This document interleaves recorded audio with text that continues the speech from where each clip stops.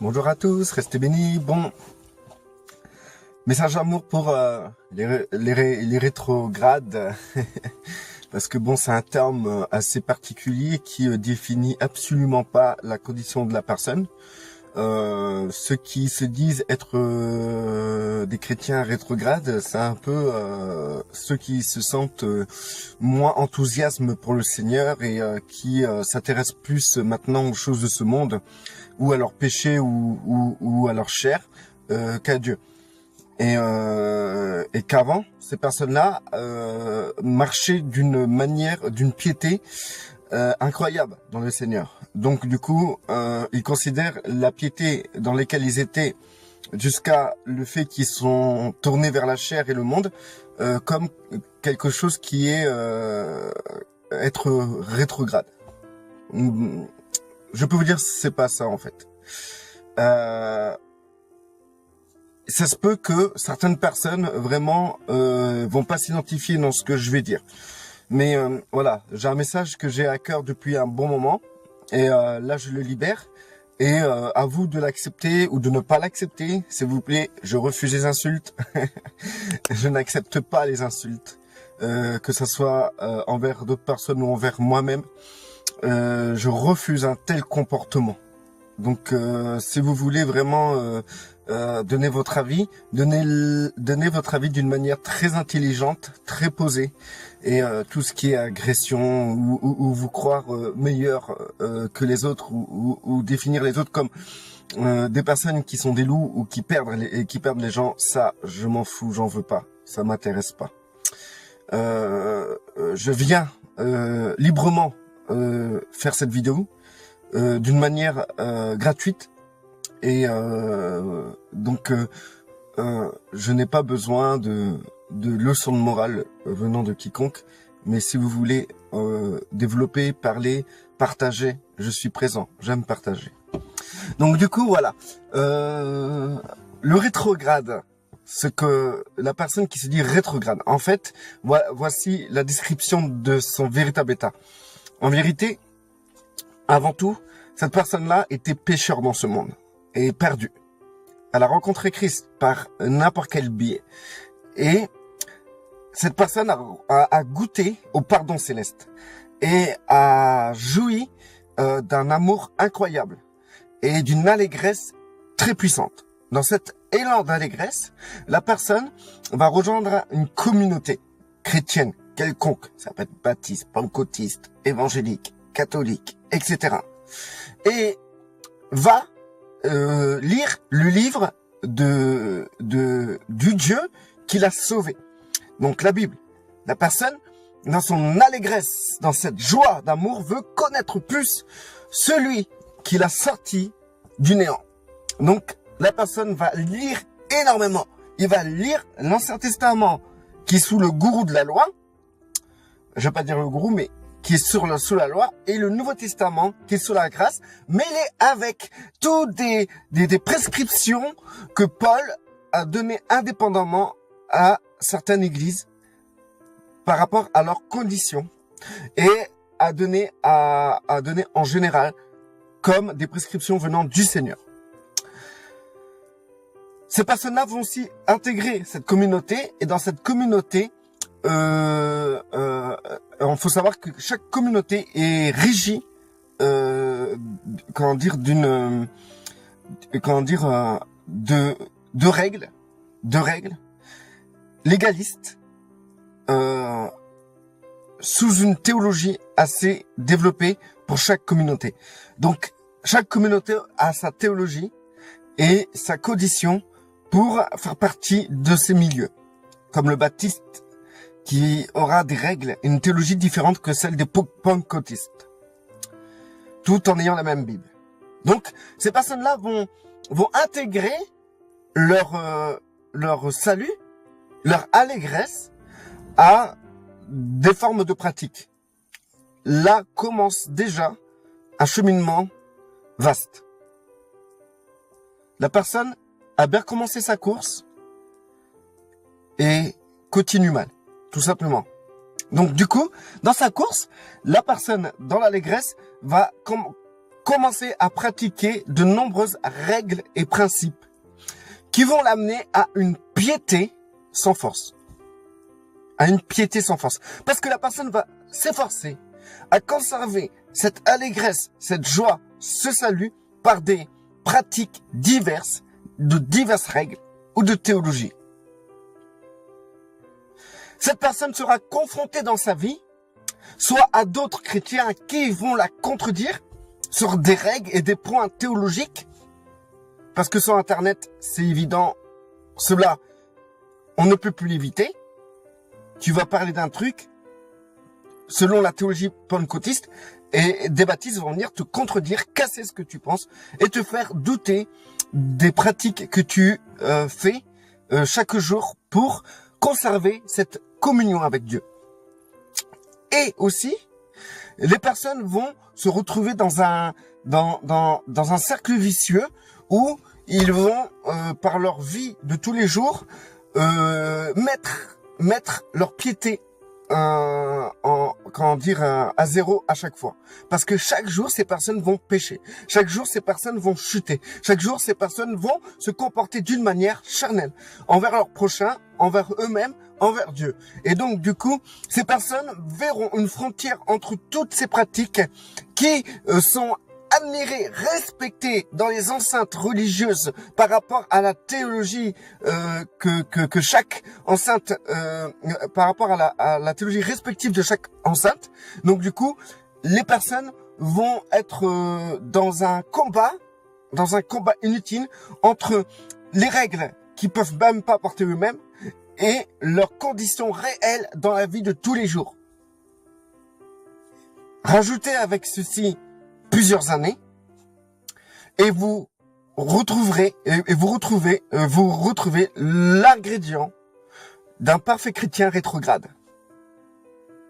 Ce chrétien rétrograde sera ni plus ni moins celui qui marchait dans une piété sans force à travers des règles théologiques de l'enceinte ou de la congrégation dans laquelle la personne évoluait,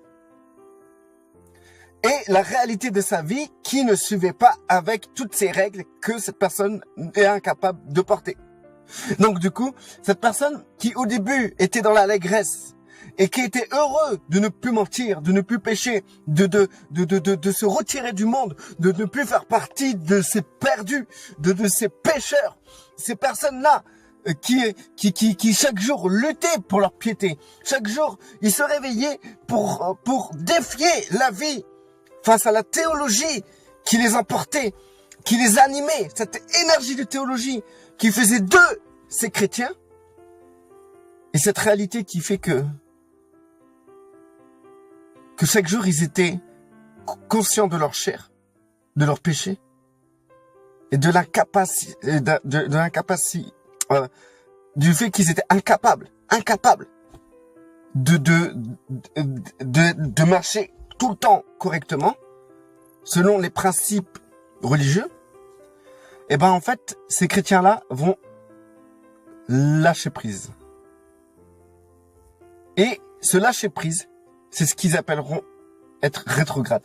Parce qu'en fait, ils vont lâcher tout ce qui concerne ces pratiques théologiques jusqu'à quitter l'endroit où leur énergie théologique se manifestait.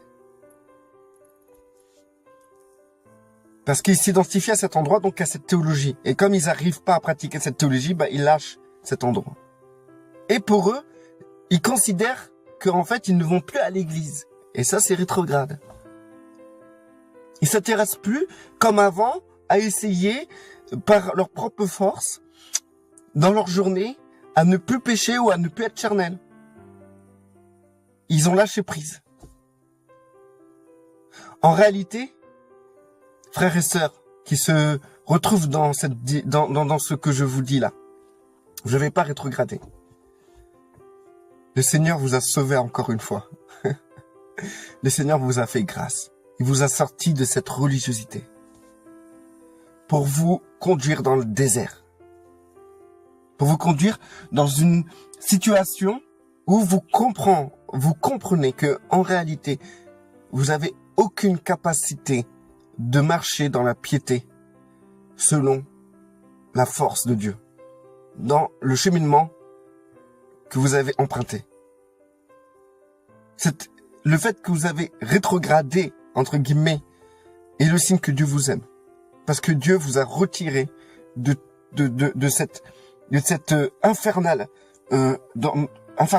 cercle vicieux dans lequel vous vous emportez chaque jour.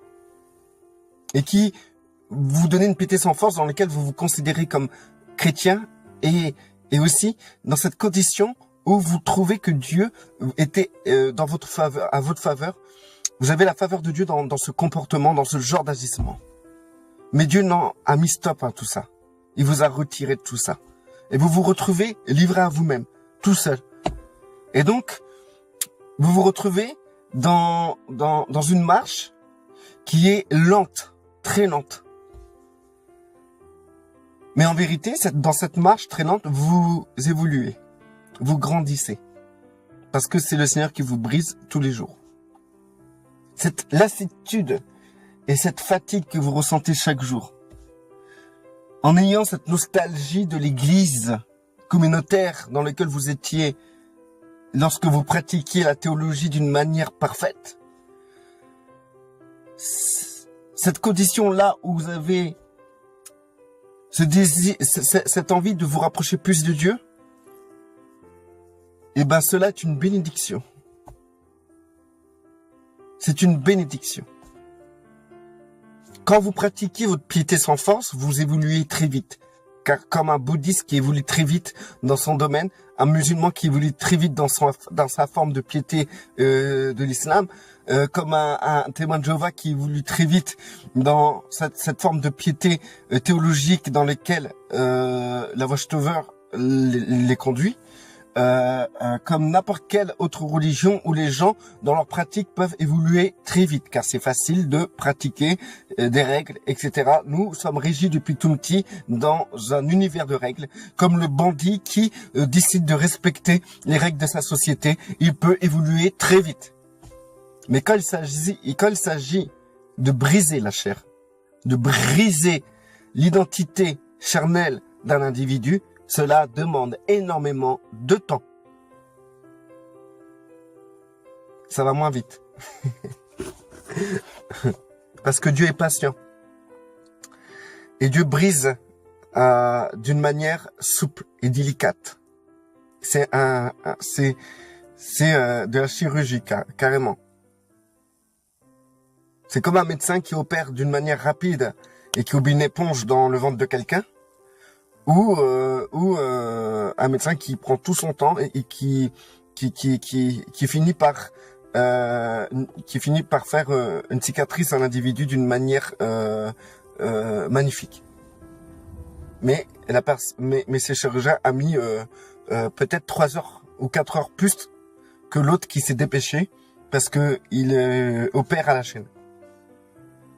Mais celui qui prend son temps va opérer d'une manière propre. Le Seigneur est quelqu'un qui opère d'une manière propre.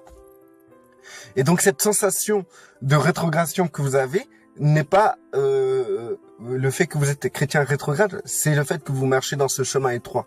Le chemin étroit, c'est un cheminement très difficile, qui met du temps. Et vous avez qu'à voir, quand on est rentré en vous-même, pour voir en fait que Dieu a tous les jours et il est présent auprès de vous, il agit tous les jours dans votre cœur et vous le savez très bien.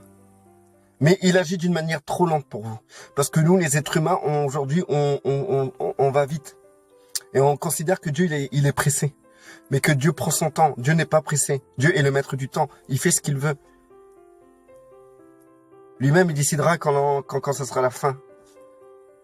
Il connaît l'heure de la fin. C'est lui qui décide tout. Il n'est pas pressé pour toi. Il prend son temps avec toi. Donc, réjouis-toi.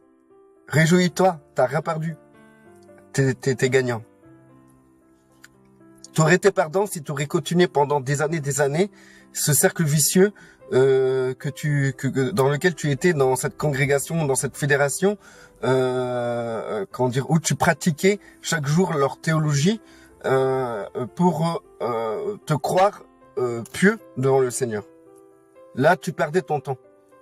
Et le Seigneur pouvait pas opérer. Le Seigneur n'opère pas avec les religieux. On l'a bien vu quand Christ était sur terre. Il prenait son temps avec les gens, les perdus, ceux qui avaient besoin de médecins. Mais avec les pharisiens, il perdait pas de temps. Il les cassait direct. Donc, si tu as cette sensation d'être rétrograde, estime-toi heureux. Parce qu'en fait, en réalité, tu es dans le désert que Dieu veut pour toi. Et ce désert, c'est un désert de brisement. Et chaque jour, Dieu agit. Chaque jour, Dieu fait quelque chose dans ta vie. J'ai pas besoin de détailler. Il suffit que tu vois la vérité en face, que tu regardes bien les choses dans ta vie, et tu verras que j'ai raison. Donc, ne t'inquiète pas, tout va bien. D'accord? T'es pas ce fameux chrétien rétrograde. Les chrétiens tout excités que tu vois dans les communautés et qui pratiquent leur théologie, eh ben, ne les envie pas.